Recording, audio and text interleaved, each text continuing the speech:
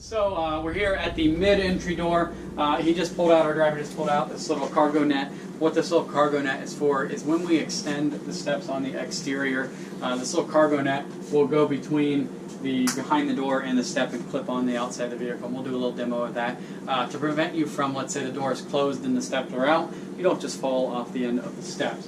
But what I wanted to point out is on the wall right here you'll see a little speaker volume.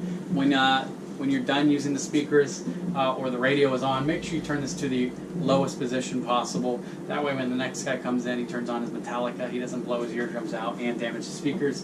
But once you get the stereo on, turn this up to the setting that you want it on. The heater, it's going to be the thermostat here for this heater right by the door. Typically the R is a pretty comfortable setting right there. That'll keep it nice and warm in here. If you start to put it up into the high, like I mentioned, it's just going to run and run and run. It doesn't technically blow hotter, it's just going to blow longer. So just remember that. When you're done at the end of the day, make sure you turn that all the way back to the off position, which is that little dot at the bottom. Now these ones here are very important.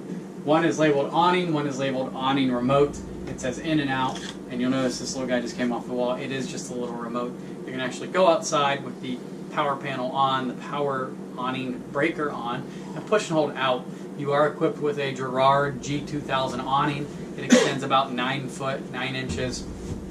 Just be aware, this little guy can cause some trouble. If the power panel is on and the power awning breaker is on, someone will inevitably put this in their back pocket and they will sit on it and they will accidentally extend the awning. So I always tell customers, take this little remote, hide it, put it somewhere that it's not inside the vehicle, or just hide it in the vehicle somewhere where people won't know where it's at, because you can just use the controls here on the wall. Now to prevent someone from putting it out into something you didn't want, as I mentioned, if you're not using the awning, make sure it's off on the power panel just to prevent someone from putting it out into something it should not go into.